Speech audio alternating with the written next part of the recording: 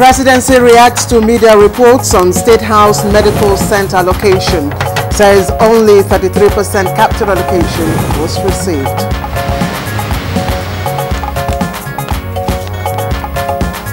IMF World Bank annual meetings end in Washington, D.C.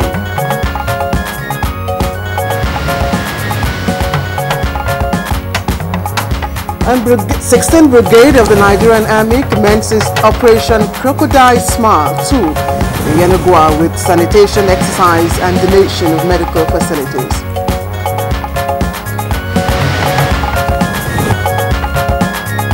On Good Morning Nigeria, today our focus is on the Nigerian economy after recession.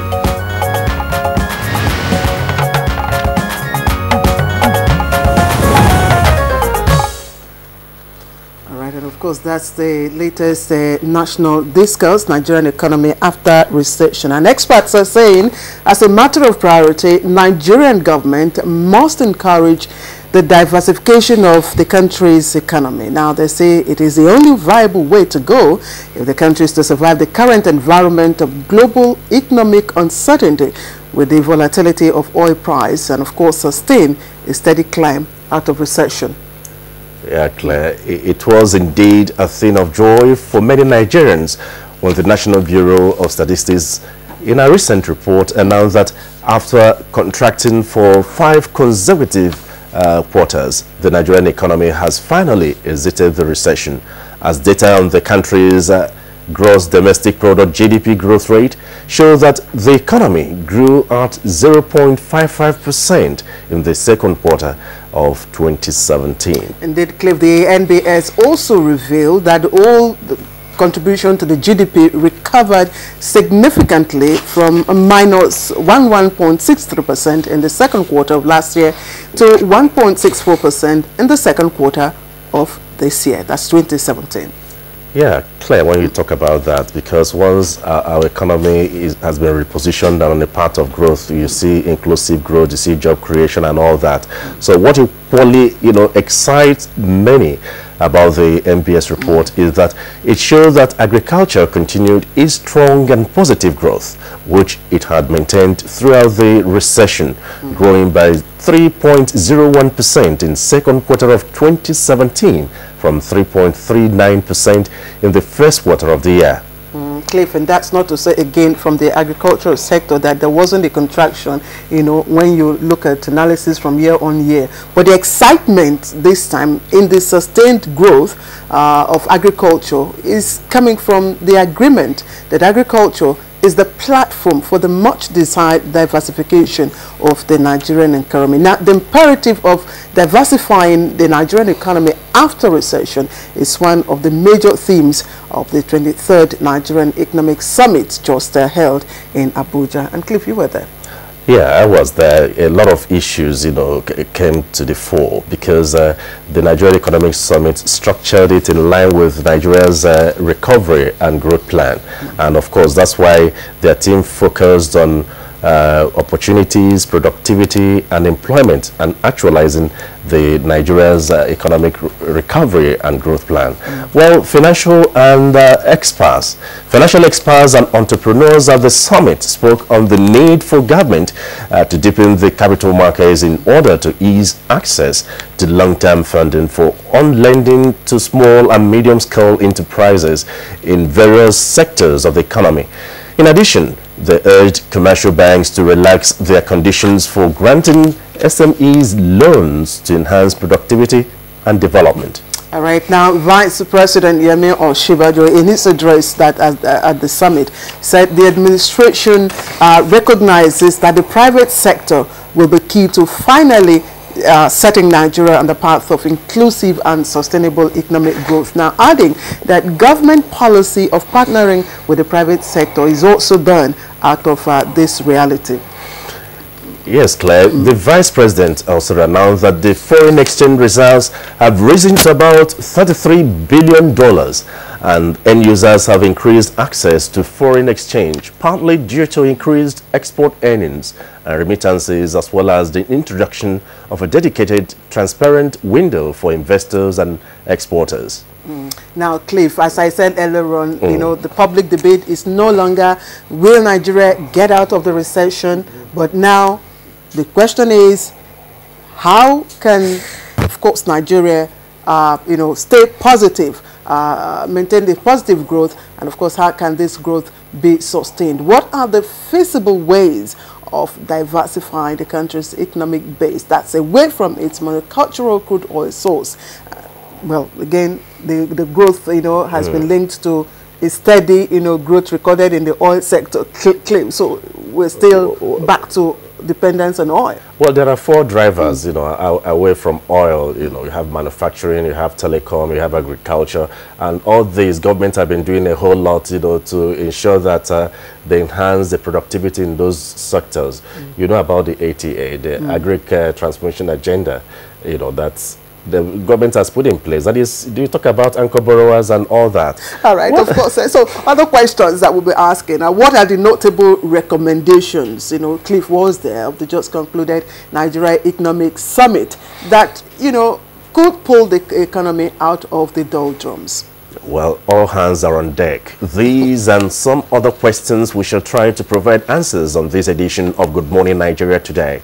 Coming to you from the network service of the Nigerian Television Authority, NTA, Africa's largest television network. I am Cliff Ayoze, and I'd like to welcome you to this edition of the program.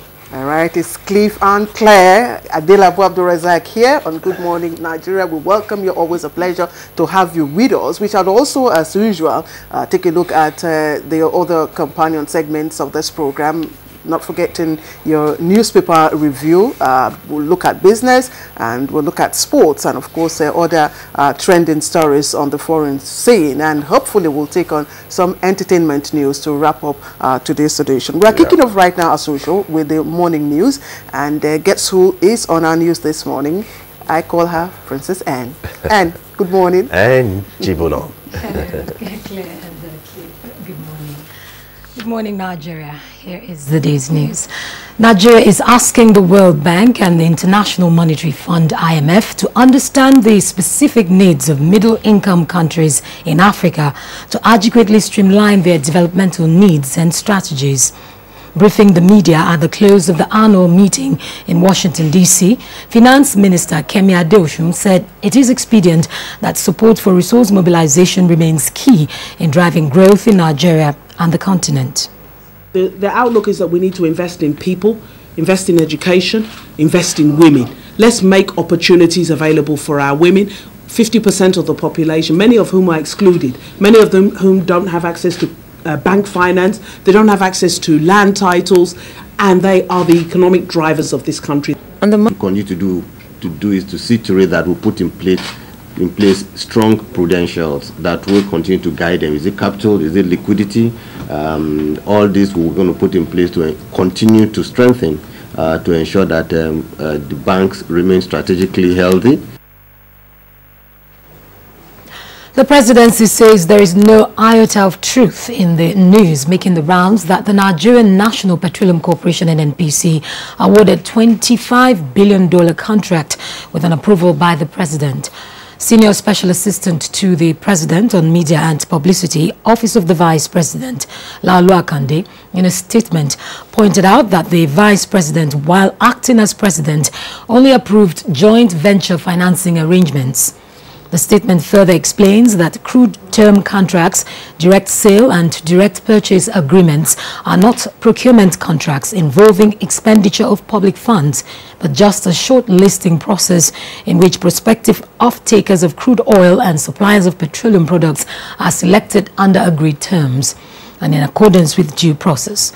Also, the Ajaokuta-Kaduna-Kano gas pipeline contract is a contractor finance project which is yet to get the blessings of the Federal Executive Council while on the cash call obligations. 3 presidential approvals were given on joint venture financing agreements in 2015 and 2017. The statement advised that before going to meet the press for comment, it's professional the facts are properly checked and balanced. The presidency says its attention has been drawn to recent media reports suggesting that the State House Medical Center had received 11.01 billion naira as appropriation for the period 2015 to 2017. According to the Permanent Secretary, State House, Jalal Arabi, contrary to the above claims, out of the total capital appropriation of more than 2.94 billion naira and recurrent appropriation of more than 465 million naira for the period under reference, only the sum of more than 969 million naira, representing 32.97% for capital, and more than 225 million naira, representing 48.41% for recurrent, was actually released.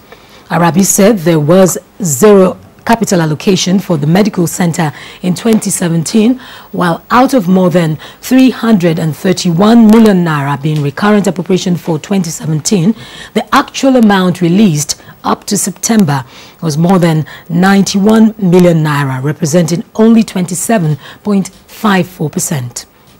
The Permanent Secretary emphasized that the above figures are verifiable from the Ministries of Finance, Budget and National Planning. He also observed that during the 3-year period under review, indeed 2 years since no capital allocation for 2017, and despite the shortfalls between budgetary provisions and actual releases, the medical center continued to provide free services to the over 10,000 registered patients annually. The 16th Brigade of the Nigerian Army has commenced its Operation Crocodile Smile 2 in Yenagoa, the Bayelsa State capital, with sanitation exercise and donation of items to Federal Medical Center Yenagoa.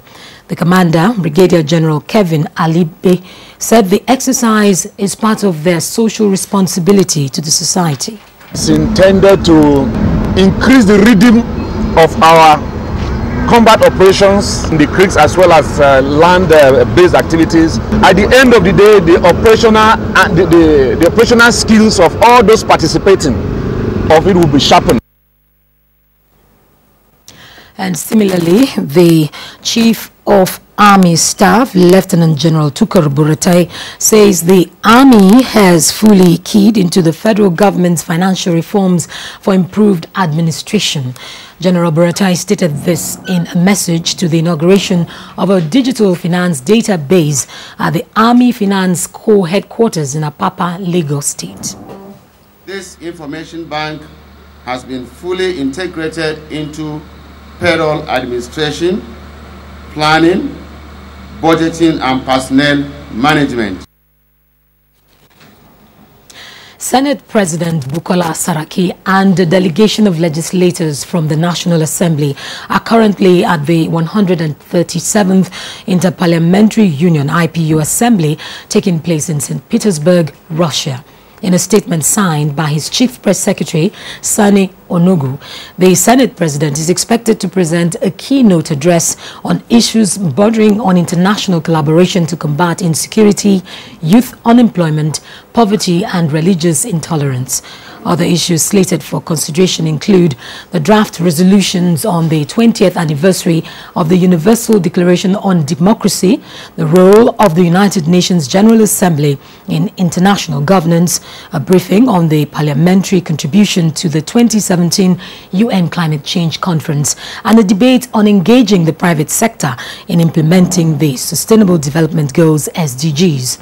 The theme of the conference is promoting cultural pluralism and peace through interfaith and inter-ethnic dialogue. A health initiative for rural dwellers has been flagged off in Janai village in the FCT by the National Youth Service Corps scheme. The initiative is to improve the general well-being of rural communities who do not have access to healthcare services. Once or twice a week, we will have a representative of them that will come here to see to the healthcare services of these people. While we have started discussing with him to see how we can get land so that corps members can be sponsored to come and construct a facility here. That's the news for now. Good morning, Nigeria. We'll be back with Claire and Cliff after this break.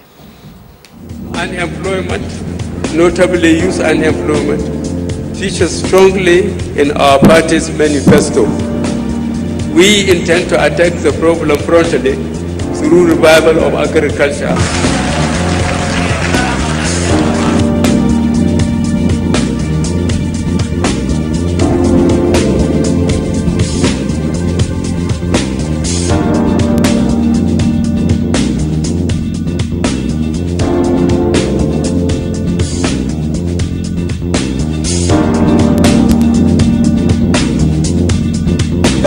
$30K is going a long way. Actually, I bought an acre of land for $60K like 2012, and presently I have a cassava farm and a yam farm.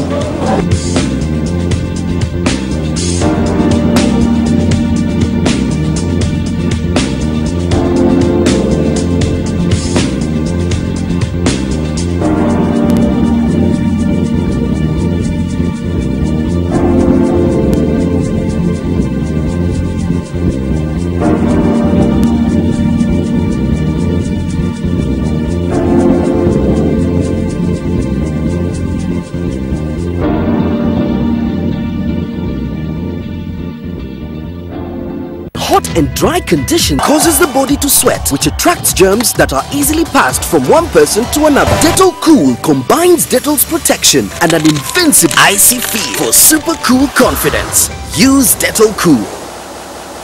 Ladies and gentlemen, please welcome the daring and invincible Louis the Mosquito. Responsible for 200 malaria cases all on its own. Is there anything that can kill Louis? Morphine! Presenting Mortine's Power Guard. Its powerful formula kills malaria mosquitoes fast. So, get Mortine's Power Guard. Whenever pain occurs, you want quick relief. Try new Nurofen Express. It goes to the source of pain and gets to work in under 15 minutes. That's why Nurofen Express delivers fast and effective relief. New Nurofen Express works at the source of pain. Fast. Being a mom is great, but when your child has a fever, you don't know what to do. I trust Nurofen for Children to take care of my child's pain and fever. Effective relief you can trust. Give me the value pack. Helen! You do great value shopping. Absolutely. I'm a champion at getting value. Then you must have bought the Harpic 200 ml. Why Harpic when I have this? Even after applying them 10 times, they won't give a sparkling clean toilet. Impossible. Challenge. Detergent and bleach can't give a sparkling clean toilet even after 10 times. But Harpic 200 ml gives a sparkling clean toilet at one go. Wow! Harpic 200 ml. Real deal. Now only 200 naira. Sir Abubakar Tafawa Balewa, Dr. Nnamdi Azikiwe, Sir Ahmadu Bello, Chief Obafemi Awolowo. These patriots worked together to achieve independence for one united Nigeria. Although some may say Nigeria is a mistake, we all know that the Almighty never makes mistakes. God has not made a mistake by bringing us all together in the way that He has brought us together. God has put us together here so that we can build a community that will be an example to the entire world. One nation bound in freedom, peace and unity.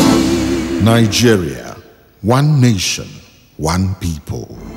This is a public service announcement brought to you by NTA. This is Good Morning Nigeria, and we'll now talk business, where Nigeria and JICA hold bilateral talks on power and infrastructure projects. Let's join Amina Nojem for details on business news. Good morning and welcome to Business News. Nigeria has held bilateral discussions with Japan International Cooperation Agency, JICA, on power, infrastructure, as well as some pipeline projects. The delegation was led by the Minister of Finance, Kemi Adeosun, while the Senior Vice President, Horeshi Kato, led the JICA delegation. Aside strengthening bilateral relations with Nigeria, the collaboration with JICA is primarily to harmonize work towards the realization of ongoing infrastructure projects in power, water, road sectors, as well as the rehabilitation of Jaba hydropower project. Meanwhile, Forbes has given the governor of the Central Bank of Nigeria, Godwin Emefiele, the 2017 Best of Africa Achievement Award. The Chief Executive Officer, Corporate Council on Africa, Florenza Risa, says Emefiele merited the honor because the body was happy to see the work that is being done on the ease of doing business in Nigeria and believed it will eventually pay off, adding that many members have welcomed the development as an opportunity to see how more trade and investment would be done with Nigeria. Forbes noted that a number of agriculture-related businesses had seen increase in support for agricultural development in Nigeria. Past winners of the Forbes Award include Aliko Dangote and Obama's Chief of Staff, Bill Dilley. And from the equities market, trading activities on the floor of the Nigerian Stock Exchange on Friday, 13th October 2017, sustained growth profile while market capitalization appreciated. Market capitalization of listed equities improved by 40 billion naira, translating to 0.32% to close at 36,848.17 basis point. Next is a graphic summary.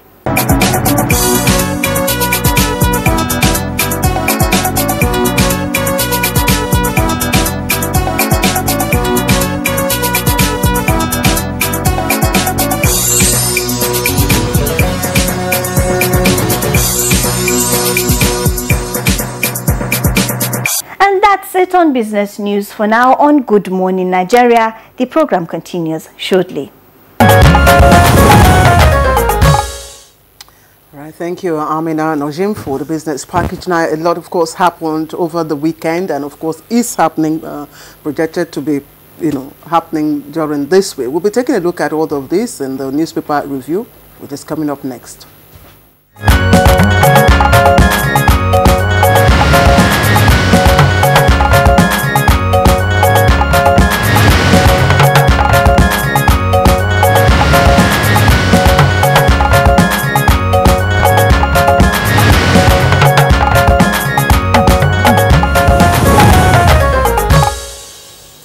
This is Good Morning Nigeria, and what are the papers talking about this morning? Our newspaper reviewer, Bayo Atoyobi, is already seated.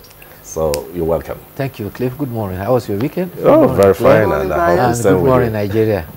Well, I think, Claire, we kickstart this with this day this morning. This day, on the front page, we have NNPC Western Europe, Asian countries, major destinations for Nigerian oil, with details on page 57 of this day newspapers. No plan to bequeath unserviceable debts to Nigerians, says Adeosun, as concerns mount. Emefiele, foreign lenders to expand credit lines to Nigerian banks. And we also have presidency blames PDP for restructuring agitations, says no such thing as a $25 billion NNPC contracts. And we also have World Bank. We have over $8.5 billion investments scattered across Nigeria, with details of that report on page 61. We have a picture story there, the central bank governor and the managing director of International Monetary Fund. That's CBN Governor Godwin Emefiele, and the International Monetary Fund Managing Director Christine Lagarde at the World Bank IMF 2017 annual meetings in Washington, D.C. We also have, on top of the nameplate, Afrinvest Partners this day to provide capital market insight. Well, a whole lot of story there. Okay, let's move away from this day and look at leadership. And leadership has as its lead story, 12 days after presidency clears the air on $25 billion NNPC contracts. Now, it comes with a number of riders there. Declares corporation did not award procured contracts. Says crude oil off-takers and suppliers selected on agreed. Denies State House Clinic got 11 billion naira budget in 3 years. And APC to PDP, we are not borrowing for salaries, bogus projects. Now you can find the details of all of these on page 6. And just below, before the lead story, a little below the nameplate, you'll find a story on the digital switchover and it says federal government will rake in 300 billion naira annually, and that is coming from, of course, the managing director of Gospel Digital Technology, Godfrey Uhuabunwa, right there. We have other stories just a little below the picture, beside the picture story. External reserves rise to $33.11 billion, and that's the highest since 2015, of course, when the country slipped into recession. Now it has a rider. CBN linked BDC operators with $2.6 billion forex supply.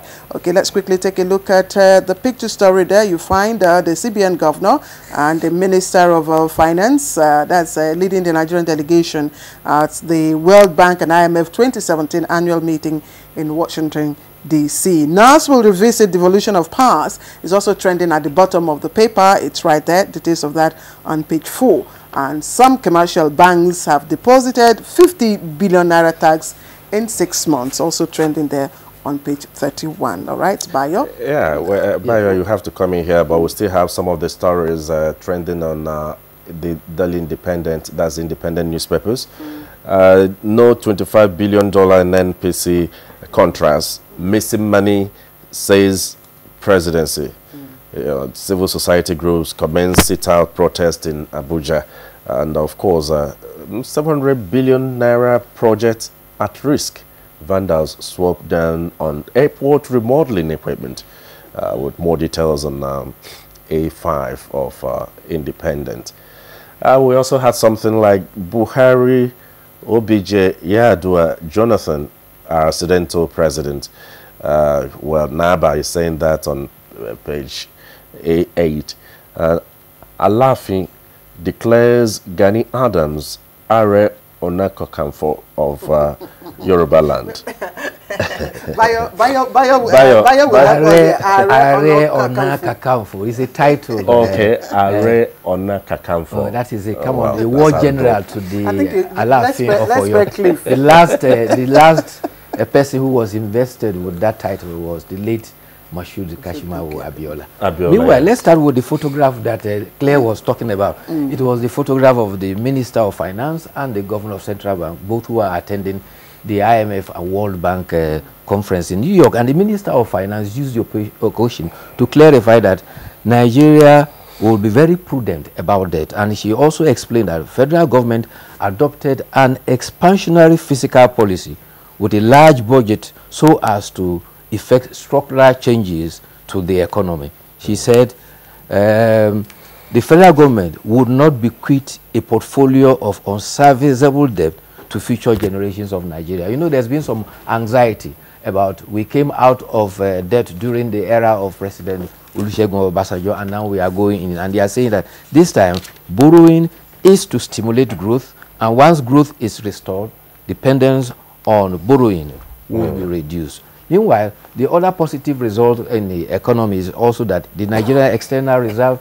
is now standing at $33.11 billion. This is the highest that's been recorded this year, 2017. In fact, the gain was about $621 million in the last 15 days. Again, that upsurge is attributed to the increase in the 14 basket prices of OPEC, which is now at $54.44 per barrel. This has impacted also on the central bank and its activities. Forex demand has been pushed from parallel market to the former regulated market. As at Friday, the interbank rate was 360.25 to a dollar, and the bureau de change was 363 naira to a dollar, while the parallel market was 362. So you see, the gap between all these diverse markets are gradually narrowing. All right. Okay, but you're done. Let's quickly take a look at Tribune. The Nigerian Tribune also talked about some of course, business stories. For instance, the State House Clinic receiving only 33% capital allocation in 2 years. Yesterday, there was a press release, of course, giving a breakdown, you know, of what was, you know, allocated and what was received. And this usually has been the problem. You know, usually receipts do not... A budget is a plan of expenditure. we expect this revenue. If that revenue comes, we will spend this. If the revenue does not come, there's no money for you to spend. But the critical point is that you will recall that just in the last week, the First Lady, the wife of the President, had indicated that she wanted to attend the clinic, and she found out that the X-ray machine there was not working, and there was much of construction work going on there, and attention was not being paid to the facilities. For instance, she said there were no syringes at that hospital. So this was what has raised the concern about the clinic, and the Permanent Secretary clearly clarified that in the past 10 years, the allocation that has been made to that clinic is about 9 billion. And even in the current budget, there was no capital project at all. And for the allocation that was made, he also gave the figure of what has been. Do you think the media, rushed, was quick to judge without doing a critical analysis, or investigations? Because that's what's dominating almost all the papers today. Even Nigerian pilot is saying controversy, State House clinic crippled by lack of funds. Finance minister blamed. Yeah, I wonder because they really said, look, the facts are there for you to see. So if you didn't cross-check your facts and you went out and given them figures, that's not there is a campaign against corruption. So any semblance of anything that is questionable, the alarm of corruption often rings, either rightly or wrongly. You also have this clarification from the senior special assistant for the vice president, Mr. Laulu Akande. He said he has clarified that no contract were procured by the NNPC as purportedly reported in the leaked memo of the Minister of State for Petroleum. Indeed, when you look diligently at the reference transaction, you will see that none was actually a procurement contract. And the Minister of State for Petroleum is also on record that the issue that he raised, he meant to focus on administrative and governance issues and not a red flag on any fraud, because no fraud existed in the matter. All right, Bayo, let's quickly to Cliff and Bayo, just to round off. We need to be careful about sensationalizing issues. Yes, it's an era of statues, and there's a story on the Nigerian Tribune. Outrage over Okorocha statue for Zuma. NLC Afenifere Igbos react. And of course, there's another one of later Fela Anikulapo Bukuti at Allen Roundabout, Ikeja. It's on the front page of the Nigerian Tribune. I just said, let me quickly... On a sad note, we have 6 persons killed. That's on Nigerian pilot. 6 persons killed, 5 injured, 10 homes razed by unknown gunmen in Plateau. With details on page 9. And at the lower part of Nigerian pilot, we have trial of suspected terrorists, why some cases were stalled. And Nigeria seeks re-election into UN Human Rights Council. And Biafra, U.S. Embassy spokesman sued over endorsement of IPOB, says U.S. must declare Kanu a terrorist. Senate committee appraises 2016 budget implementation of housing sector. And other stories that are trending. Maybe something positive. There is a new tomato variety, which is 5 or 7 times bigger than the common one we have. This was is called EVA F1, and it's said to have been produced through the collaborative effort of School of Agriculture and Agricultural Technology and the teaching and research farm of the Federal University of Technology, Akure. Yeah, so it has more paste and bigger tomato. Yes, that's product of science to benefit society. There are indications that this week will be very, very positive and bright. So that's what we're wishing you, and we hope to see you again tomorrow. Bye. Thank you very much. All right. Bayo, we thank you so much. Thank you too. And I'm sure you'll be here tomorrow again. See you tomorrow. We'll now take a break. When we come back, we'll go into our main conversation looking at Nigeria's economy after recession. Hate speech is not a joke. It incites genocide and crimes against humanity. Most of Africa's civil wars are caused by hate speech from one tribe against another. We don't want it here. The Nigerian government stands firm against hate speech. I was distressed to notice that some of the comments, especially in the social media, have crossed our national red lines by daring to question our collective existence as a nation. This is a step too far.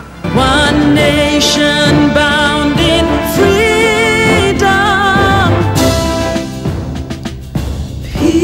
and unity. Nigeria, one nation, one people. This is a public service announcement brought to you by NTA. Savlon leaves you free to live more and do more.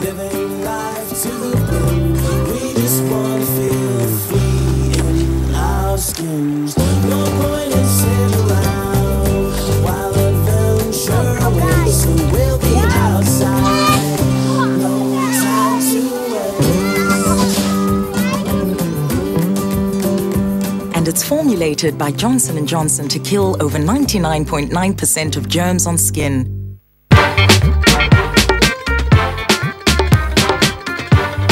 The Federal Ministry of Industry, Trade and Investment, in collaboration with the Federal Ministry of Information and Culture, announces the national press launch of the Made in Nigeria campaign. Venue, Abuja Furniture Center, Interior Woodwork Limited, Plot 1431 Independence Avenue, before National Hospital, Central Business District, Abuja FCT. Date, Thursday, 18th May 2017. Time, 10 a.m. prompt. It is not time to complain. It is time to join the campaign. It is time for economic recovery. Dettol team is visiting schools to teach children how to protect themselves from diseases. Do you know how we get illnesses like diarrhea, cough, and cold? No! They are spread through germs on your hands. Your hands collect germs that causes diseases. You pick up germs from any surface, like when you don't wash your hands after going to the toilet, while playing. And then you can get sick because of germs. That's why you need to fight germs to stay healthy by washing your hands regularly with Dettol soap to protect from up to 100 illness-causing germs. Wash, wash, wash your hands. What you have to do is wash, wash, wash your hands. Use Dettol soap every day. Wash, wash, wash your hands. Jennifer, don't tell me you're still looking for chapters for your expo. What expo? I'm reading to pass. Yeah, right. I beg, we all know even if you study, the surest way to graduate in this school is to do a rejo.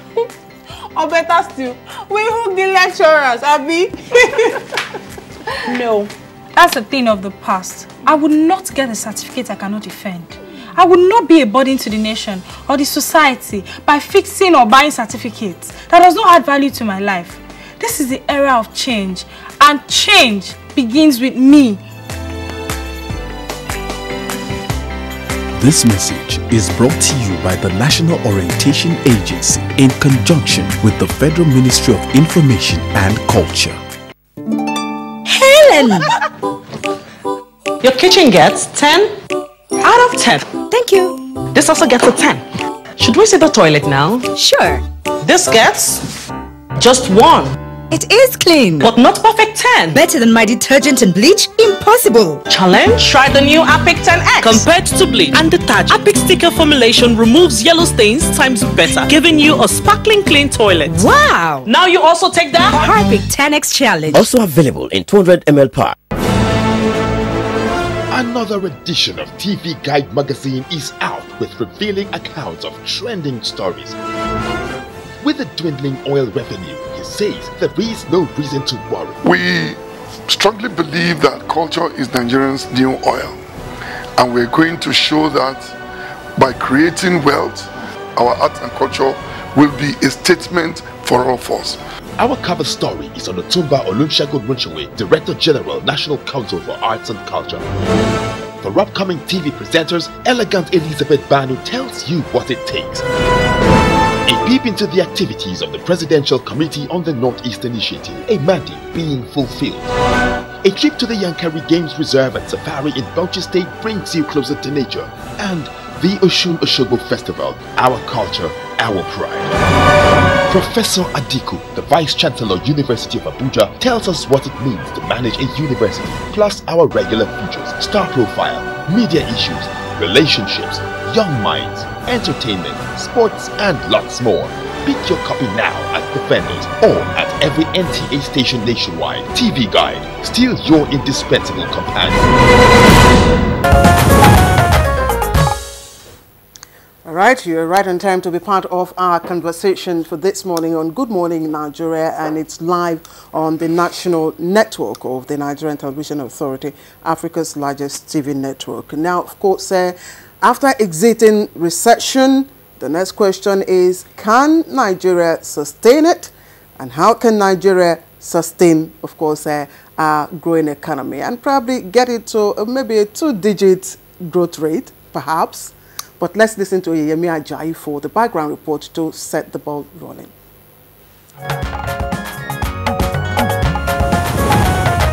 The Nigeria Economic Summit has been an annual summit that brings together stakeholders and players in the Nigerian economic sector to chart a better way forward for the economy. Started in 1999, the Nigeria Economic Summit, which is organized by the Nigeria Economic Summit Group and in collaboration with some government parastatals, including the Ministry of Budget and Planning, has created a strong platform where ideas are shared and debated with recommendations made for a better economic direction for the country. This year's summit, which has the theme Opportunities, Productivity and Empowerment, Actualizing the Economic Recovery and Growth Plan, is the 23rd edition of the summit and is said to be timely as it came at the time the country was announced to be out of economic recession. After the 3-day intensive debate, idea sharing, exchange of opinions and reservations by speakers drawn from the private and public sectors, it became clear that recommendations from the summit would go a long way in solving some economic challenges. Some of the recommendations include the need to establish a research data bank for indigenous patents and products and the harmonization of the 14 critical bills that have already been passed and transmitted to the President for assent. There was also the need for the implementation of a Memorandum of Understanding between the Nigeria Economic Summit Group and the Nigerian Governors Forum to create a collaborative framework to promote ease of doing business. The summit also stressed the need to reduce costs of securing certificates of occupancy, as well as the essence of increased funding to universities, research-based organizations on seeds development. Confirming that the foreign exchange reserves had risen to about $33 billion, Vice President Yemi Osinbajo reiterated the efforts of government to improve the business environment, business registration, strengthening trade across borders and the visa on arrival process, adding that the government is determined to build a modern economy. There's nothing cosmetic about ensuring that businesses are registered within 28 or 48 hours with proof. There's nothing cosmetic about ensuring that NAFDAC is able to deliver on its mandate within a given time frame. And there's absolutely nothing cosmetic about going to the MSMEs themselves, having them interact directly with the regulators. And obviously there's nothing cosmetic also about ensuring that we're able to provide the best environment for all of these MSMEs and businesses to grow. As much as the federal government has promised to implement several recommendations made at the summit, the question is, which ones are more paramount that will have immediate effect on the common man on the street?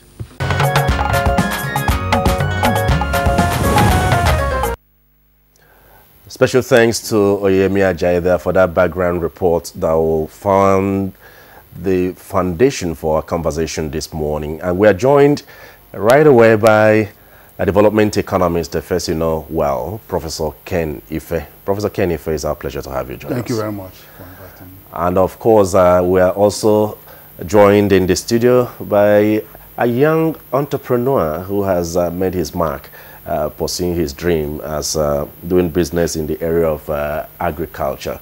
And I'm talking of another person other than Nasri Amama, who is the Chief Executive Officer of Vedant Agri-Tech Limited. My pleasure to have you join us. Thanks very much, Cliff. All right, Cliff, that introduction was quite something else. All right, but let's go to our Lagos Network Center. And who else is there? We have the Chief Executive of the Nigeria Economic Summit Group, NESG, Mr. Olaoye Jayola. Mr. Jayola, thank you very much. We're glad you could join us for this conversation. Thank you for having me, and good morning, Nigeria. All right, I'll let you kick the ball. Well, we're talking about Nigeria's economy because we've seen a period of boom, doom, and we're seeing the sun rising again. How would you look at the state of Nigeria's economy after the recession, with growth rate at 0.55%? Well, I think I can see light in the end of the tunnel. And whilst we appreciate the role played by the various sectors, I think what is very remarkable on this recovery is that it is actually spread across a few sectors. So it lends credence to our diversification agenda. And secondly, we saw robust action from the bank, CBN, sustained action since February to support the growth by intervening in a very massive way in many of the sectors.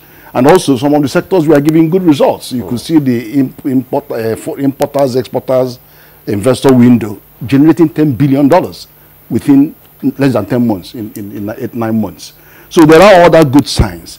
But what concerned me the most about the fragility of the recovery was that we have a robust plan, which was a precondition by many development partners to join the fray. But I was wondering, how are we going to capitalize on the plan? All hands were on deck in delivering the plan. But how do we now make sure that going forward, we are going to mobilize everybody? And that's where the NESG summit was really very good, because it was focused on the plan, the economic recovery plan, and looked at two critical dimensions. How do we ensure that good investment plans are coming out, investment products, and that we are going to mobilize all those and deliver on productivity increase? So that was very good. And the second area they looked at, which was also very good, is to look at trade. What is the role of trade in driving the diversification agenda, increasing export competitiveness, and then better trade policy? So that was really good, because very focused and with tangible results. And second area that I was concerned about is, how do you have 6 pillars and 60 policy action areas, and you haven't got the performance indicators? Let's hold you there.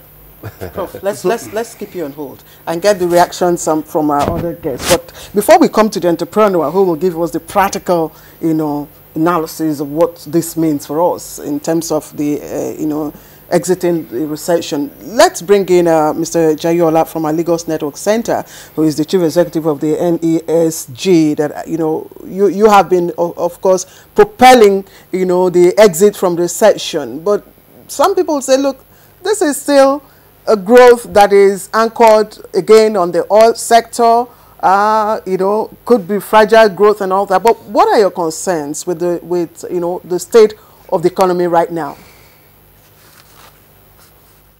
Well, thank you very much. Well, it is not incorrect to say that we're still heavily dependent on oil. Again, if you look at the structure of the economy, oil itself accounts for less than 10% of GDP, and then the rest of the economy, 90%. That means that significantly we are diversified.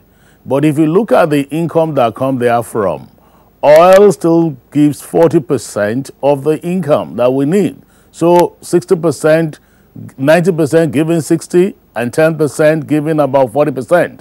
So what we need to do is that how can we ensure that whatever it is we get from oil, we spread it very quickly so that the other sectors can begin to bring in income, which is why the focus is how do we drive this key identified sector like agri so that we begin to earn more money from them, and it's where policies and actions are in place. If you look at the other sectors we talk about, most of these sectors are still being run across MSMEs. Very few corporate firms are doing big things there, which is why the focus has been how do we enable MSME to do this business and grow? How do we do effective linkages between big corporates and MSME so that, if you are a big corporate and you're required to do some backward integration, to what extent are we organizing the MSME so that they can give the necessary input? So these are all the discussions. So is it so fragile? Yeah, it is fragile. But is it something that we can sustain? We can sustain it by increased action from all of us. Mr. Jayola, again, we come back to, of course, the people who have hands-on on this economy, and that's, of course, the young entrepreneur here, Malam Nasre Mama. You want to talk to us? Agric again you know, is, should I say, on the rebound. Again, it's, you know, sustaining the growth. So for you, what does this mean with regards to its contributions to the GDP and exiting the recession? Well, I mean, I'm quite glad that everyone now perhaps sees clearly the monumental role that agriculture has to play in Nigeria's economy. And I mean, it's done it before. So it's now just a sort of a realization, and we've heard all the experts had to say about, you know, what we need to do when we recover from a recession in order to, you know, maintain some economic balance, which borders around creating new opportunities, creating jobs, and making sure that, you know, small and medium enterprises have a role to play. I don't think there's any other sector that provides an avenue for jobs, for opportunities, and for small and medium enterprises to come up and to thrive as agriculture does. Because if you look at the value chain, there are a lot of things happening from the farm to your kitchen and probably to your dining table. So many things that, you know, just that will mean stable and continuous growth, as opposed to what happens in a sector like oil that's stagnant and that's only, you know, concentrated at, if you like, the very formal market. How does this exit excite you? Well, it's incredibly exciting for me, and I guess for many entrepreneurs in my sector, because like I said, now we are treated more importantly, if you like, and more importantly indeed, farmers are treated better, you know, because now the economy is, you can say, in their hands. All right, we thank you like so that. much. Let's come to Professor Ken Ife now. We're talking about the role fiscal and monetary authorities could play. What are those actions or inactions you feel could positively or negatively, you know, affect the economy if they do take it or not take it? Would you want to look at the economy from that perspective? Yes.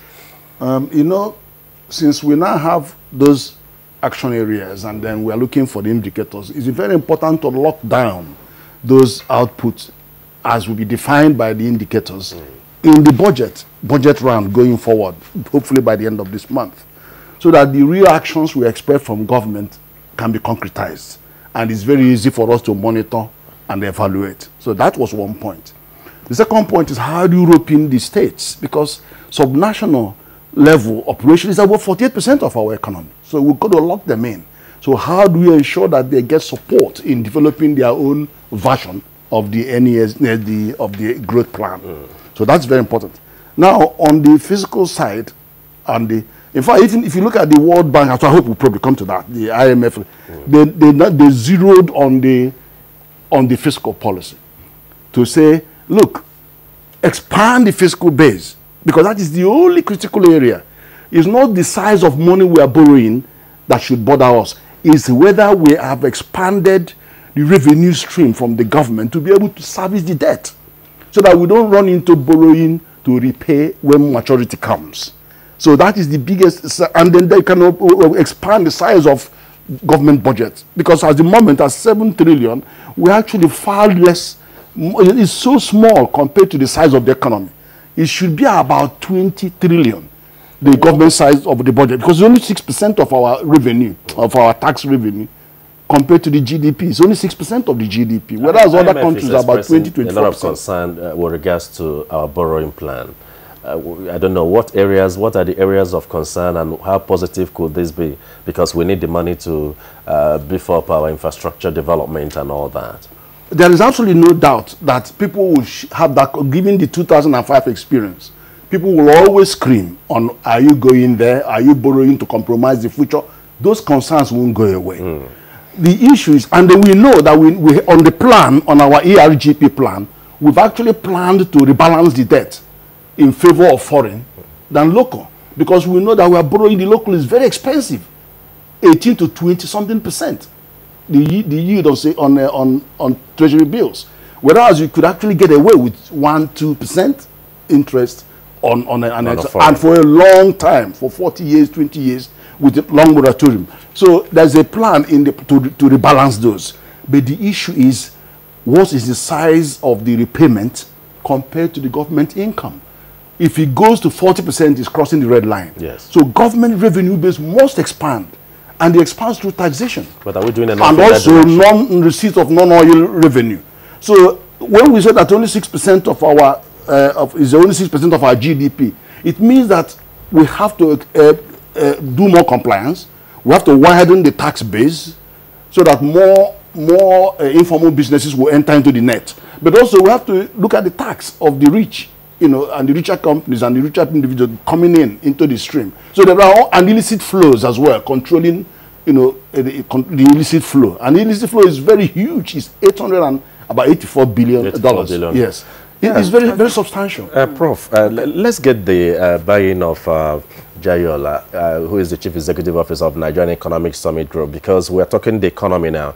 And the Nigerian Economic Summit that just ended focused on opportunities, productivity, and of course employment in actualizing the economic recovery and growth plan. What do you intend to achieve with this special focus and the fallout of that summit? Well, thank you very much. Well, I will answer your question, but let me just follow a little on what Prof said in terms of the need for Nigeria to expand our fiscal base. One of the things we did at the summit was to have a closed session that actually looked at that area. Because, again, 6% tax GDP is low. But, again, there are a lot of leakages, and which is why for us, the earlier we automate those processes, the earlier we bring the informal sector, the better. And we can actually look at our tax laws. I mean, one critical thing that needs to be looked at very quickly is a tax law. There's been discussion around it, but we haven't looked at it seriously. Some of the laws are archaic, they allow for many loopholes, and these are times when Nigeria needs to, put all hands on deck and ensure that we rake in as much revenue as possible. If our revenue base is large and we can rake in much revenue, nobody will be worried about debt, because the question of debt is about servicing it. Now, going back to what is it we intend to do, the process is that after this summit, the Green Book is written and there's a submission to the Federal Executive Council, and of course it then goes into what goes around within the federal level. But we are not even waiting. If you listen very well to the Minister of Budget and National Planning, there is a plan to set up implementation units around the Economic Recovery Group plan. And so what we are going to do almost immediately is to sit with these people and say, how do we begin to move from plan to action? How do we begin to get results? And I agree that targets need to be set. And so we're looking up and we're looking at it. But what we have said specifically, what we demanded from government is that 3 key things need to happen. The speed at which we do business is very important. I mean, we just take it as if we have all the time in the world. But no, we don't have all the time in the world. Other nations are competing. The same capital we're looking for is what other people are looking for. The same market we're trying to reach is what others are trying to reach. So we need speed in what we do.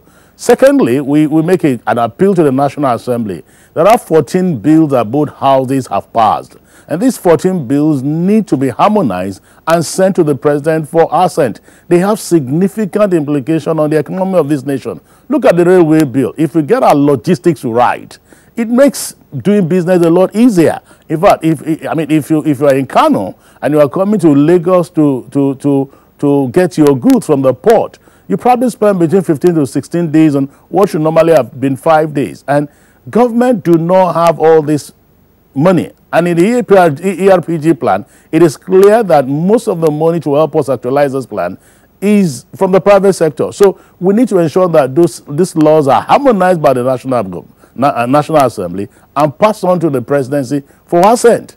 But more importantly, too, we need to ensure that we get the states in. That's why I'm glad when we talk about the states. We know resources and people reside in states, which is why one of the major fallout of this summit is an agreement between the NESG and the states through the Nigerian Governors Forum to ensure that whatever it is we have been doing with the federal government, we at least begin to work with states to allow for ease of doing business and make environment a lot easier for people to thrive.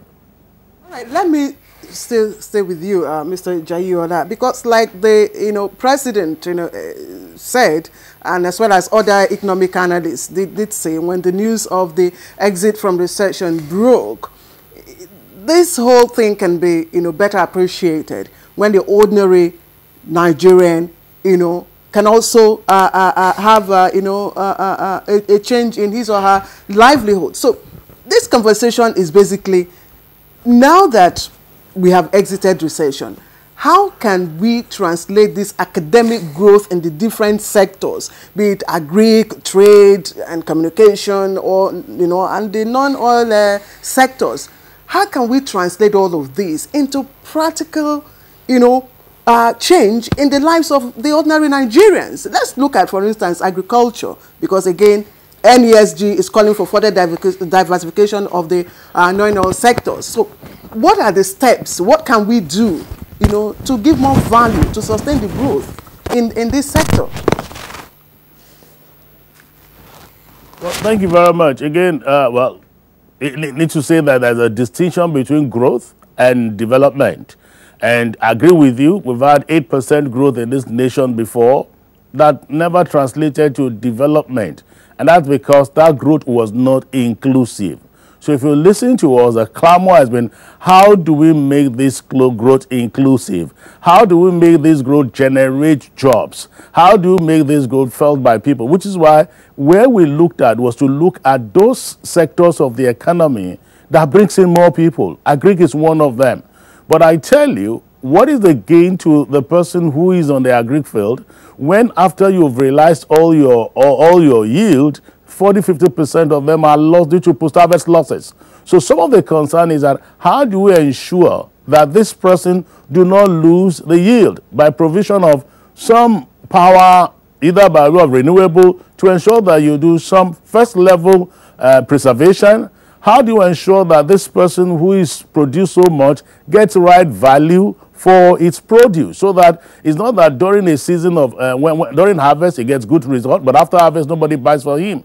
So how do you aggregate these small holders into a whole so that they are guaranteed prices and the environment is made good? So these are all the discussions that are taking place. And so we recognize that having 0.5% growth is good, but how do we bring in all the people? And that's what we're talking about, make the road a lot better, let there be power. And that's why people will begin to feel the impact. And once you do that, then it becomes more inclusive. Madam Mama, again, the agric sector, according to the NBS, released statistics, it grew by 3.01% in the second quarter of 2017, even though it was also the lowest growth since the country went into recession. But again, it's grew. But again, when you talk about growth in the agric sector, and then you go to the market, prices of foodstuff, and people are still complaining that, oh God, you ask your trader, he said, oh, madam, things are expensive. You touch this, it's, oh, they are expensive. So where is the corresponding, growth, and what do we have to do? Exactly as the professor mentioned, the economy is pretty much similar if you go into the micro state. So if you look at the agricultural economy, it's a reflection of, the plans that we put through and the actions that we put together, right? So if you look at the budget, I think less than 4% of the budget was allocated to agriculture, despite all this, talk about diversification, about going back to agriculture. And that must in some way show itself in, the actual agricultural economy. And when you have a lot of smallholders that are isolated, that are not connected to the market, you run into chances of, price hikes like this. So I think to be able to bridge that gap and to put the smallholder farmers, who are, by the way, the majority of the population of people in agriculture in Nigeria, we need to, like the CEO of NESG said, link markets, link these people to the markets that we go to. Because if I could give you a simple example, we faced a major problem with tomatoes, right, during the recession, which really opened, you know, the whole agricultural debacle in Nigeria for you to see, especially if you are, say, in Lagos and you're looking for tomatoes, which is predominantly grown here. The farmers did not have access to market. They did not have access to agricultural knowledge. They did not have access to infrastructure, like storage, like road. A lot of things were lacking. And the money that was allocated to agriculture could not possibly solve the problem. And even if it could, it was not going to be an immediate thing. So my position really is we need to look at agriculture from an angle of, you know, more understanding and professionalism, pretty much as we look at health and education and other sectors, because we can't say that just because it's an agricultural thing, it's for the farmer to figure it out in the farm. No, we need to put the market together, we need to put the infrastructure together, we need to integrate the value chain. Only then can you see value in what you buy, and only then can we see normalized market prices. Integrating the value chain, you said.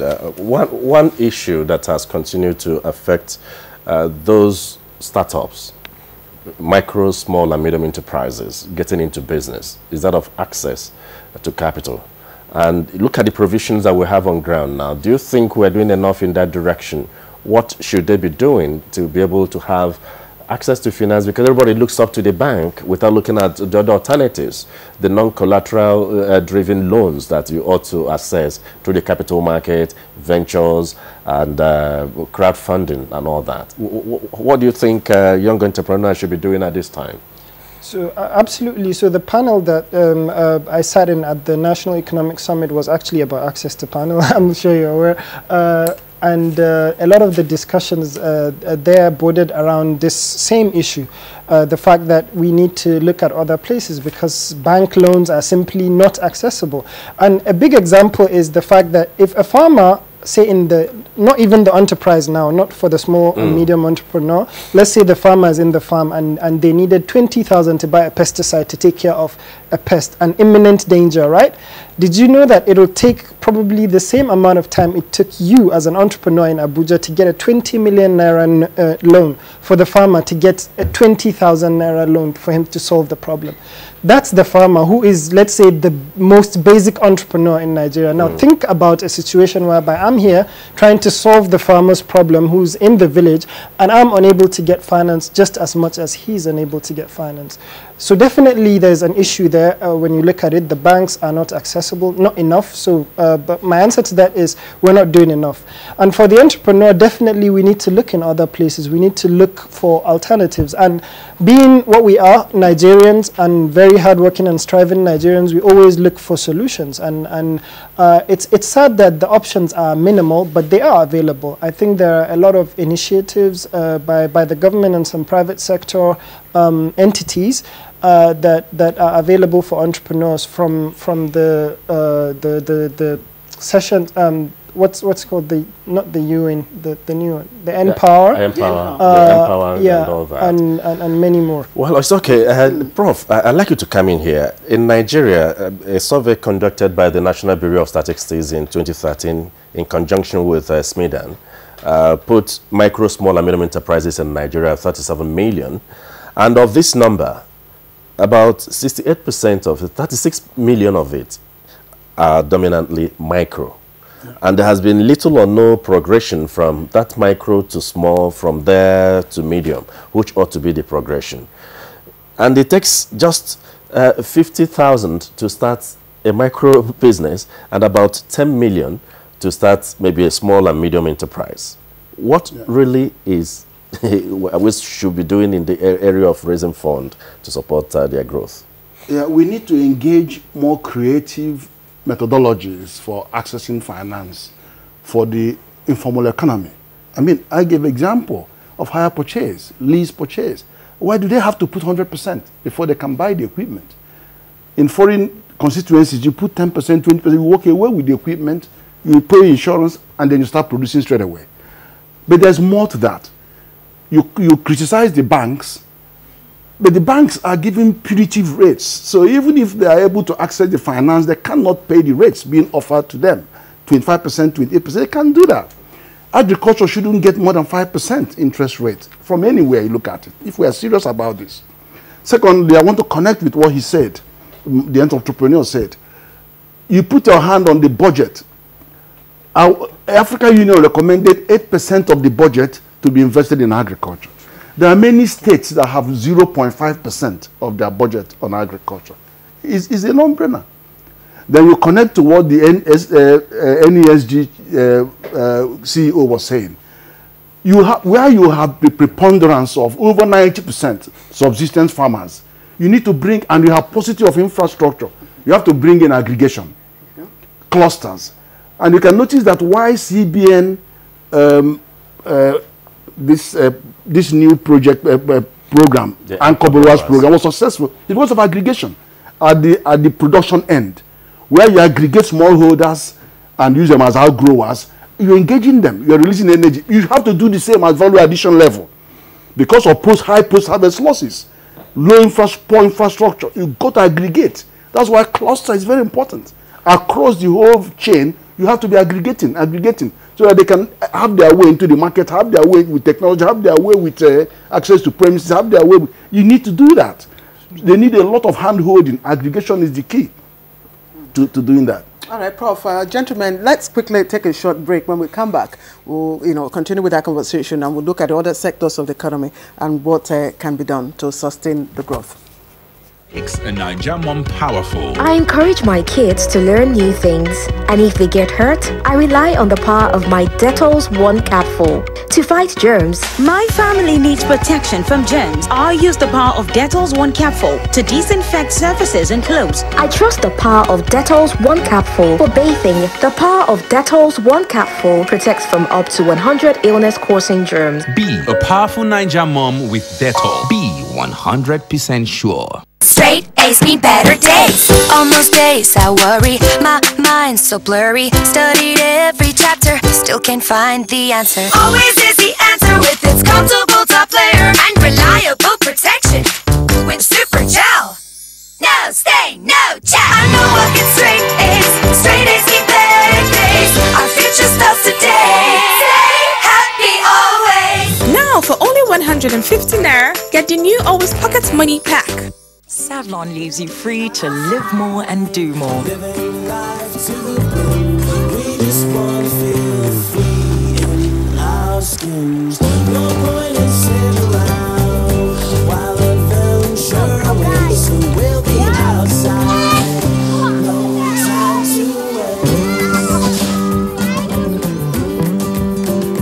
wait. And it's formulated by Johnson & Johnson to kill over 99.9% of germs on skin. It's about that time. States across the country coming together for one purpose, one goal. They are young, they are solution providers. The NTA ETV Children's Expo 2017, holding at the NTA Arena, Area 11, Garki, Abuja, with the theme Renewable Energy, Industrialization, Arts and Agriculture as tools to bring Nigeria out of economic recession, with sub-themes post-harvest processing and preservation, and using arts and crafts to promote tourism. Date 22nd to 27th October 2017. This expo is open to ages 6 to 12 years for junior category and 13 to 18 years for the senior category. It's about the Art, Science and Technology Expo.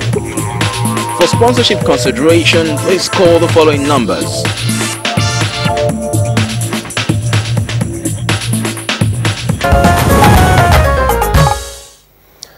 If you're just joining us, this is Good Morning Nigeria, and we're talking Nigeria's economy after a recession. We still have Professor Ken Ife, we have Nazir Amama, and of course Jayola in Lagos. I think we need to come to you in Lagos because looking at the fallout of the economic summit, where special attention was given to agriculture and food security, extending to energy. What is the main takeaway from that very conversation that will be of great import to Nigeria's economy? Well, again, two things we did was we commended government for the action so far on agric.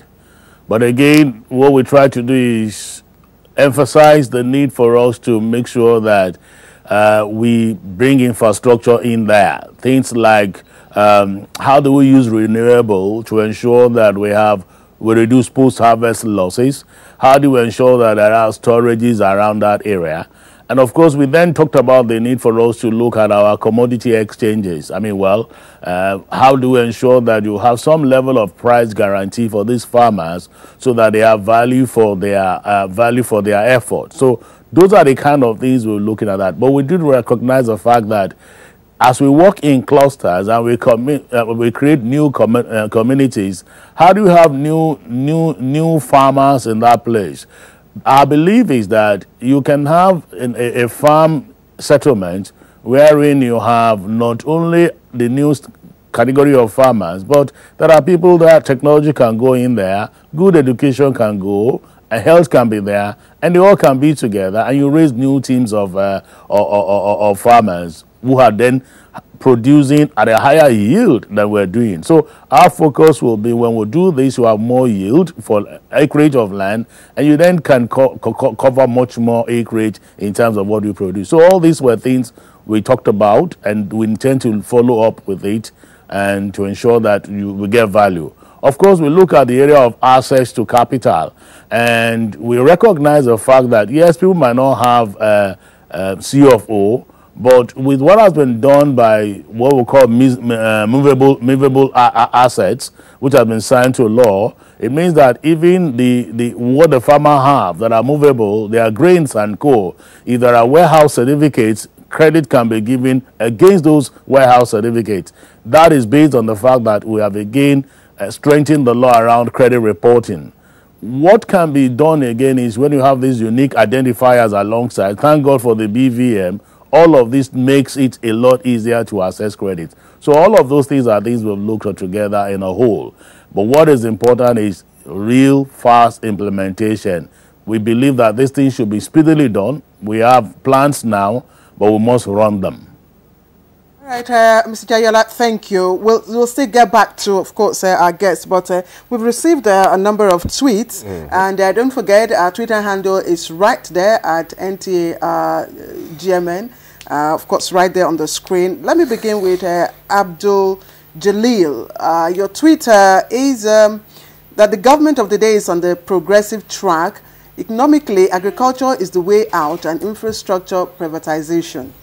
And Dele Jack Solomon rising, Nigerian economy is out of recession, but conditions remain difficult for businesses.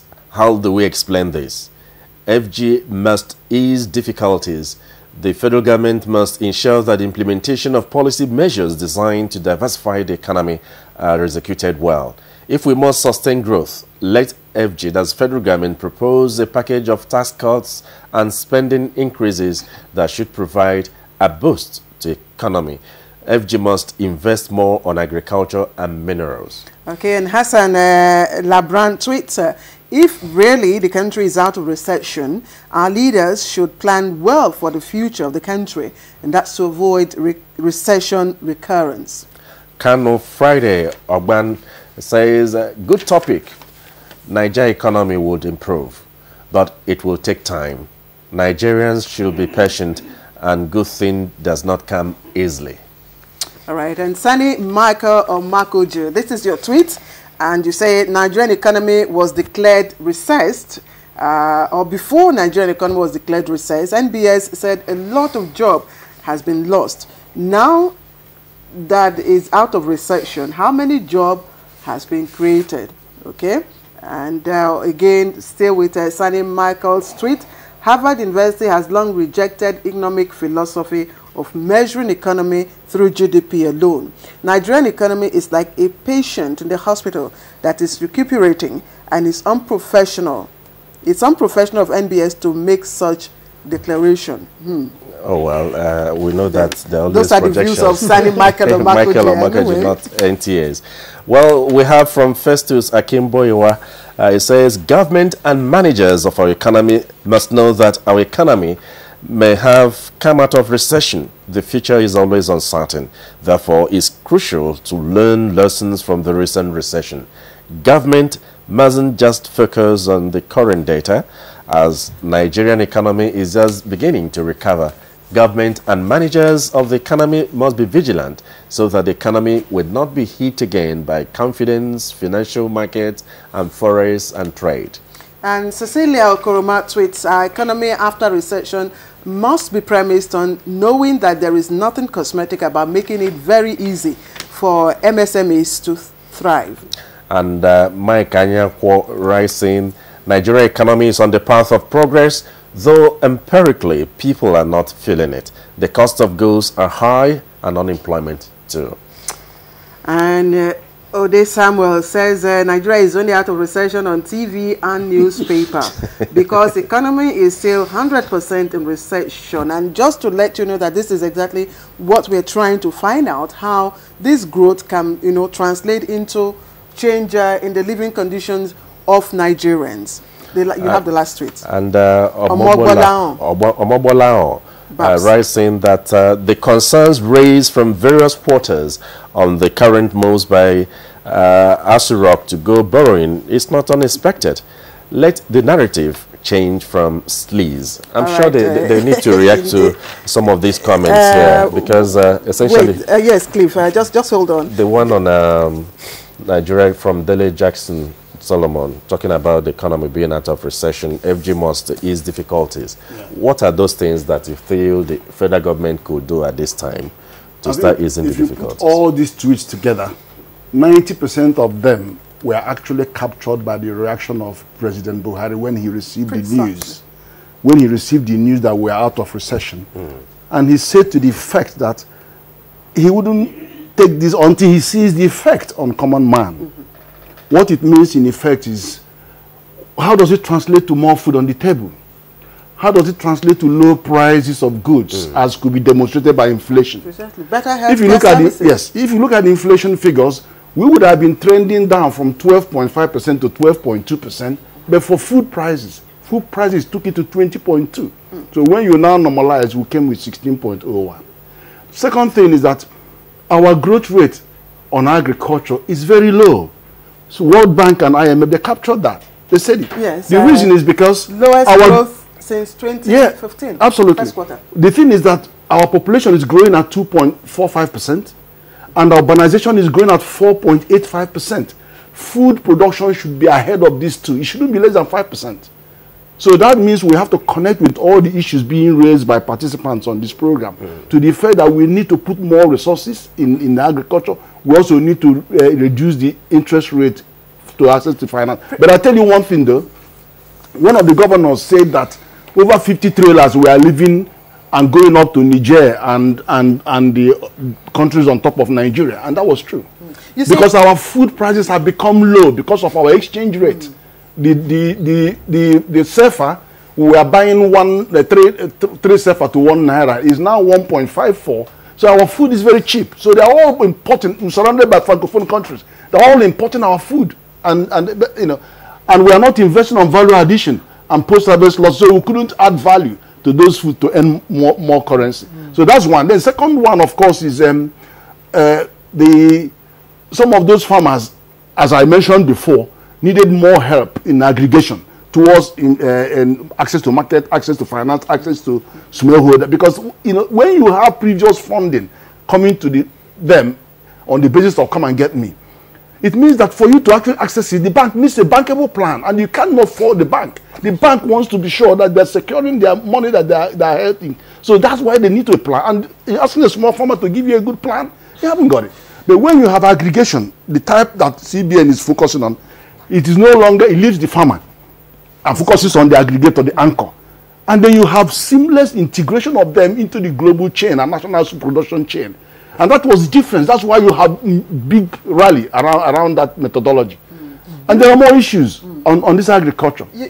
Prof, thank you for raising those issues in agri and the issue about population growth. Because, again, those who say, look, this growth is only marginal, base the argument on the growth of population. And 1/6 of our region is not producing. The northeast, a lot of them are not there producing, but they are consuming wherever they are. That's why I want to ask Malam El Mama, what it is, because earlier on you said, okay, now farmers are being treated differently, and of course you were excited about what is happening, especially in the agri sector.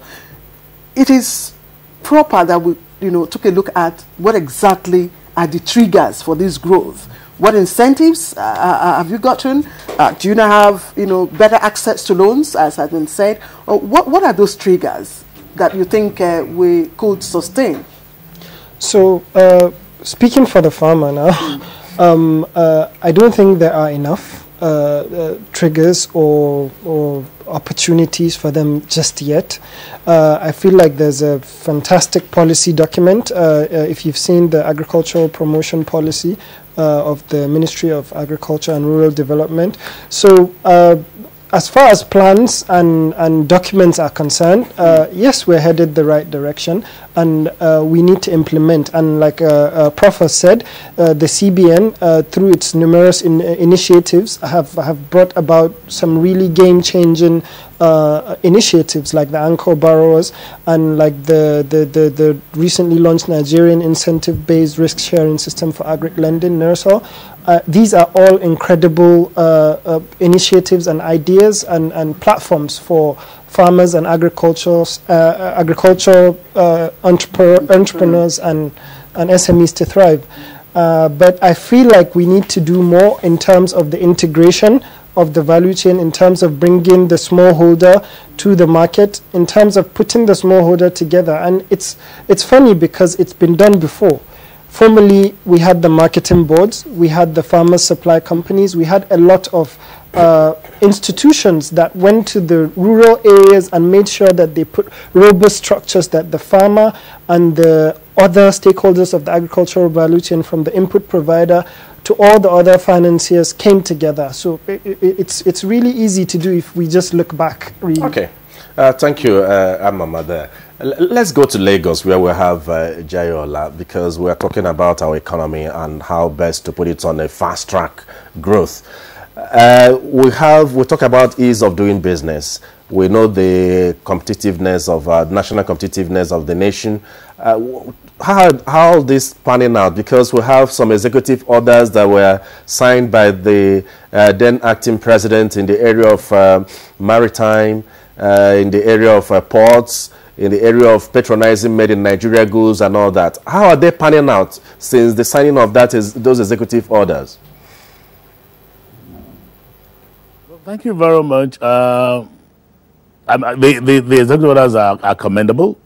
The impact is still not being effectively felt, and you recall that even it's one of the things that government itself has, alluded to, and therefore they're trying to ensure there is more monitoring and evaluation. For instance, all the attempt to have a single window at the custom to ensure that you don't delay things that are still work in progress. But rightly said again, the CAC thing, it's a lot working now. People can register businesses very quickly. Visa on arrival is something that has been worked on.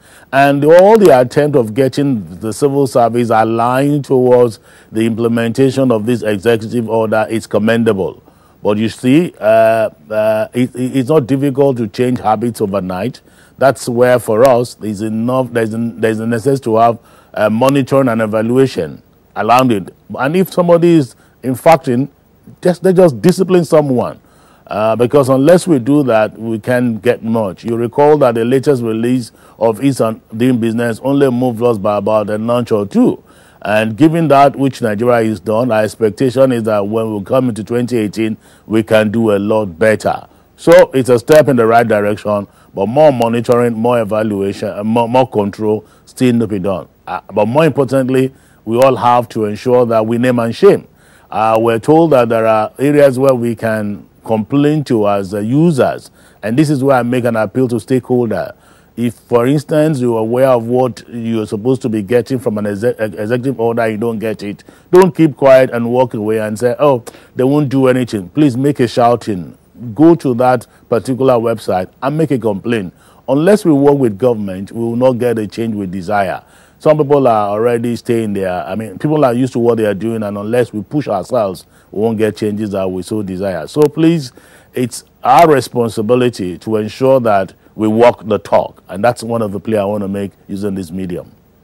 Mr. Olaoye Jayola, Chief Executive, Nigeria Economic Summit Group, would like to thank you because you've summarized exactly what I would have asked you. That's going forward, how we can sustain, this growth. Many thanks to you for joining in our conversation.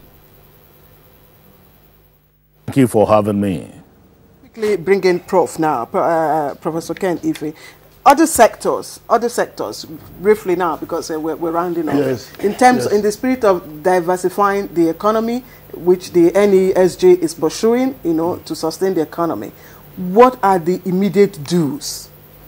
I think the business environment is very critical, because if you haven't got it, all of this won't take off. And I connect to what the NESG CEO is saying. The Vice President means really well with his executive presidential orders. But he need one more order on the economic recovery and growth plan along the lines I have mentioned. But I tell you one small disconnect. The small disconnect is that... Sorry, which area would you want that order? No, on the overall economic recovery plan, to the effect that you need to have indicators measurable and link it to budget so that you can have traction. Okay. And then we can monitor and evaluate. Okay. But the thing is this, the small disconnect between the big plan that he has on the presidential orders and the ultimate measure, which is the ease of doing business. The small disconnect is this. The proxy for Nigeria is Lagos. You've got to get Lagos on board, because that's where the parameters used to measure the Nigeria. Secondly, at least 4 of those 10 indicators are with state governments. You've got to get state governments involved in the plan. Otherwise, it will be frustrating that you have so much going and then got the full, but you just can't get the result. All right, Prof, thank you. Cliff, you have got a question. The way forward, because we've talked a whole lot on how to reposition the economy on the path of growth. You've mentioned a whole lot about agriculture. Based on your personal experience, because when you started, it wasn't that easy. And today you stand very tall, being recognized by Forbes, MIT, and all that. What experience do you think the young starters could take away from you? So importantly, you need to build skills, you need to build competencies and capacity.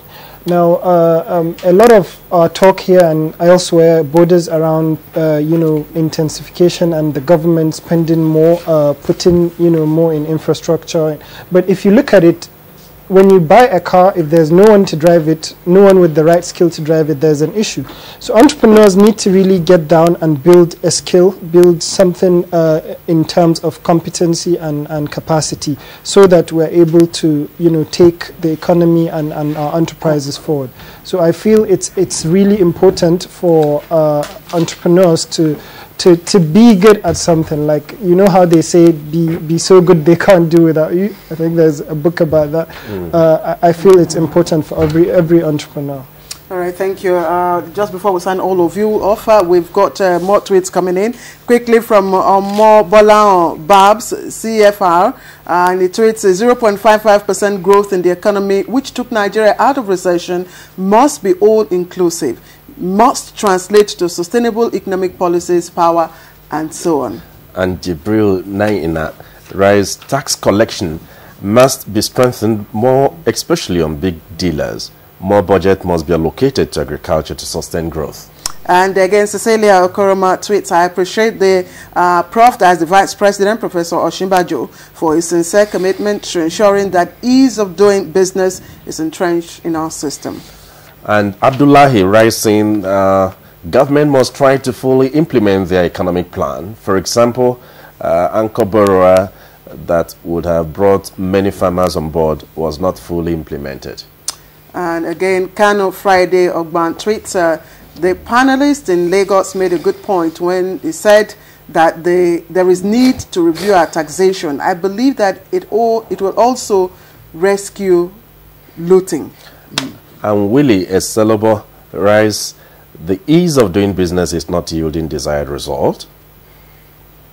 All right, and finally, we have this one coming from Mike Kanyako, and he tweets, Nigeria exit from recession, good. But those governors that refuse to pay salaries as at when due are real enemy of the economy. And of course, with that, I'd just like to appreciate Professor Ken Ife, who is always available whenever we reach out to him, a development economist.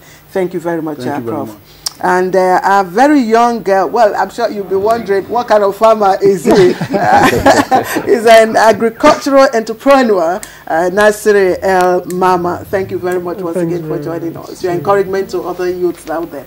Absolutely. All right.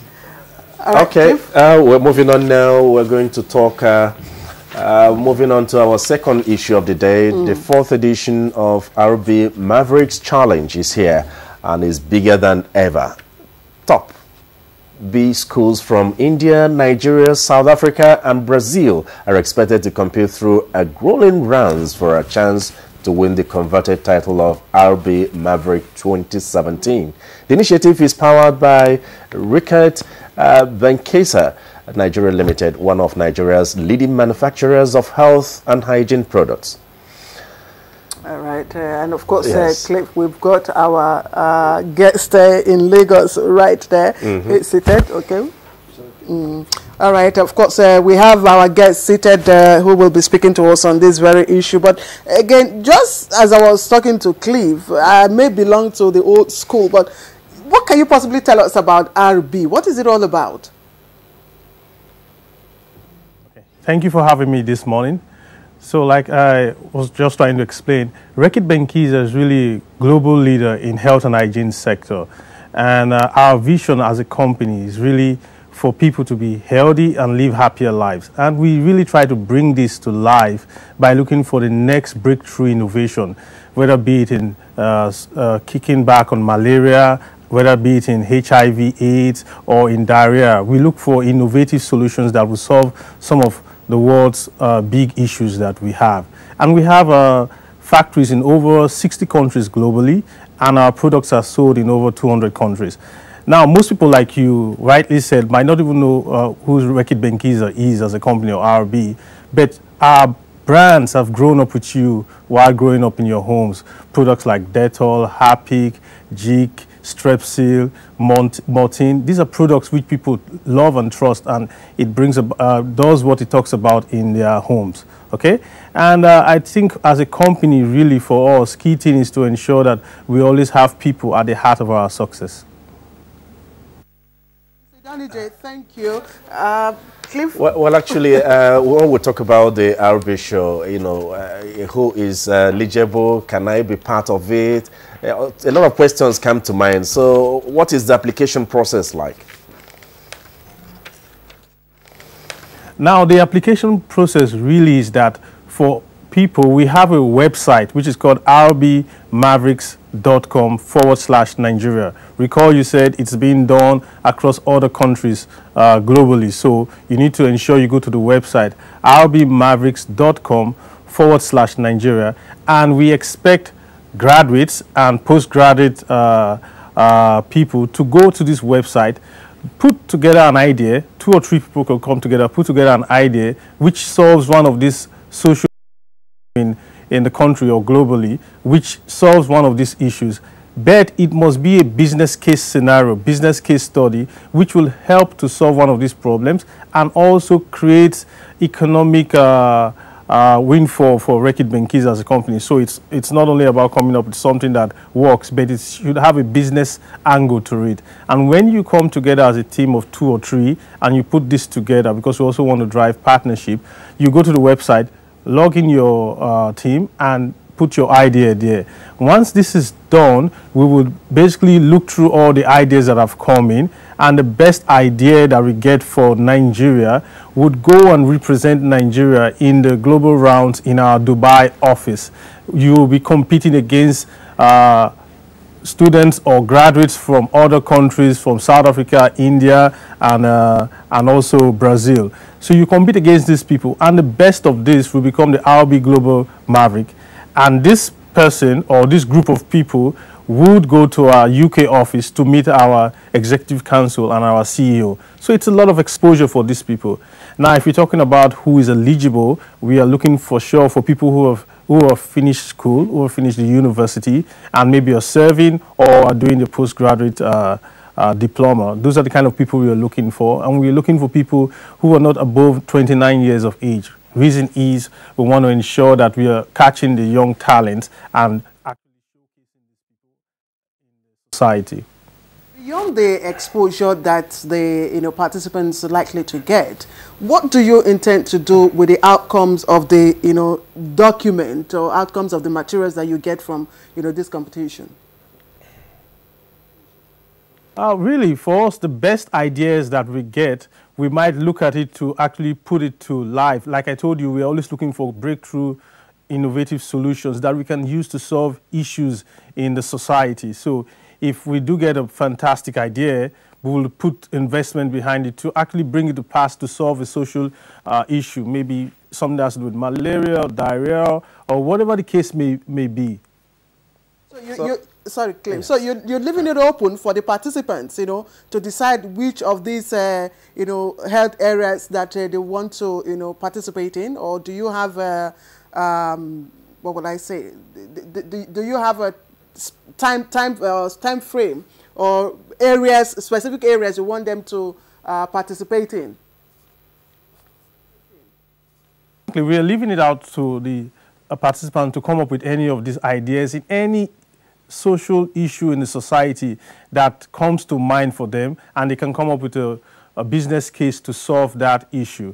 And from a time frame point of view, we want participants to actually have put in their ideas before the 23rd of October. Now, this has started for a while, and so there's not much time. So people really need to go to that website. I repeat the website again, rbmavericks.com/Nigeria. Saying 23rd of October is the closing date. For how long has this been open, and what kind of awareness have you created over time? Open for the past 2 weeks, so we've gone across different social media platforms, Facebook, through Instagram, through YouTube, and also through radio stations. And of course, we are here today on the NTA. We've gone to other TV stations, so it's really out there, and we really are encouraging youths to actually take part in this event, because we feel we could really get good ideas from Nigeria, and we really are rooting for Nigeria to win this globally, which would be a source of pride for us as Nigerians. Well, I'm looking at this Maverick, RV Maverick. Is it part of your social responsibility or something, or it's just something that you're undertaking to draw more attention to what you do? It's something that we do annually. It's just coming to Nigeria now, but we've been doing it in other parts of the world globally on an annual basis to actually attract young talent into the company, and also to showcase their ideas and give them a platform for exposure. Okay, so we do it annually. It's coming to Nigeria now, but it's been done in other parts like India and other parts of RB. We've been doing it in other countries, quite frankly. What's your word to those who might key into this very program? What is your word for them? What is your word for them? Fantastic. Now, for the people who win it for Nigeria, like I said, it should be a group of at least 2 or 3 people that come together. Now, for the team that represents Nigeria, RB Nigeria would give them full-time employment in 2018. We are not ignorant of the fact that people are looking for jobs in Nigeria, especially young graduates, and we see this as an avenue to give them an opportunity to get a job in RB Nigeria as part of our management training program. Idonije, RB Human Resource spokesperson, would like to thank you for joining us. For having me. Thanks a lot. From there now, we move on to sports. The Confederation of African Football, CAF, announces Morocco as host of the 2018 African Nations Championship, CHAN. And in tennis, Roger Federer beats Rafael Nadal in Shanghai Masters, just as Maria Sharapova wins first title since 2015. For details of these and more, let's join our sports.